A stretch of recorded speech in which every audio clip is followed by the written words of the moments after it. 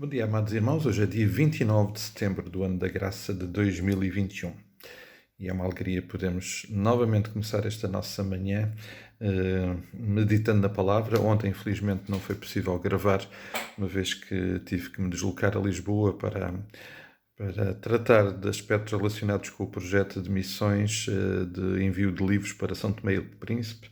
Então tive que viajar e passar lá o dia. O texto que o Senhor trouxe ao nosso coração no passado domingo, em Hebreus 4, fala essencialmente sobre um assunto que não é de todo fácil e que tem a ver com descanso.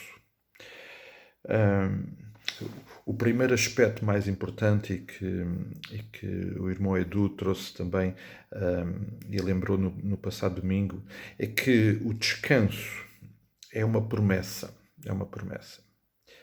Aliás, não é só uma promessa, como é uma própria experiência de Deus. Isso está muito bem simbolizado e presente na criação, no sétimo dia em que Deus descansou. Porquê é que este assunto não é fácil? Ele não é fácil porque mexe connosco. E de facto ele é contrário à nossa natureza. Embora muitos tenhamos em mente, não, eu descanso, eu gosto de descansar, toda a gente gosta de descansar. A verdade é que este descanso, obviamente, não é um descanso sinónimo de lazer ou prazer de não fazer nada. Não é disso que estamos a falar. Não é essa a promessa que Deus fez e que está aqui em causa. Até porque, como nós podemos perceber, este texto, este descanso, que no versículo 2 está bem presente, está totalmente relacionado com uma experiência de fé.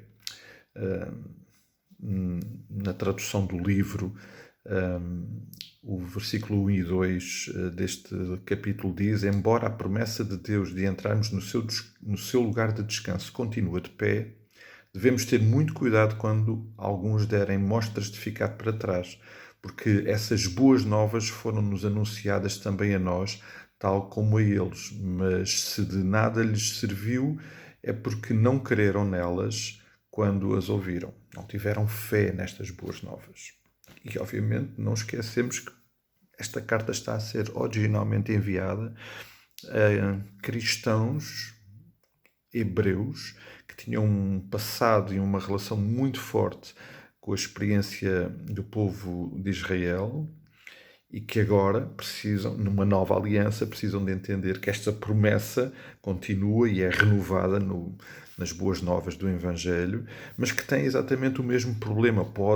Temos que lidar com o mesmo problema que no passado, que é não ter uma experiência de fé nesse descanso. E de facto, de descanso é que estamos a falar. O que é que Deus falou no passado em relação a descanso? Simbolicamente podemos também considerar Canaã como uma expressão desse descanso, do lugar onde Deus providenciava por meio de uma terra maravilhosa, que, lembramos a expressão, a terra que mana leite e mel, uma terra que, como o grupo dos espias e Josué e Caleb viram, uma terra maravilhosa. Esse descanso, de facto, pode ser simbolicamente considerado como o lugar que Deus preparou para abençoar o seu povo, mas ele é muito mais do que isso. É um lugar de descanso espiritual, um lugar que Deus esperava que o seu povo vivesse descansando no facto de ele ser o seu Deus, o Deus. E Deus expressa isso através de Moisés, quando declara que, agora vocês serão o meu povo e eu serei o vosso Deus. E eles podiam descansar, porque é isso que um povo faz em relação ao seu líder, ao seu rei, descansa na soberania desse rei. Nós percebemos e sabemos o que aconteceu.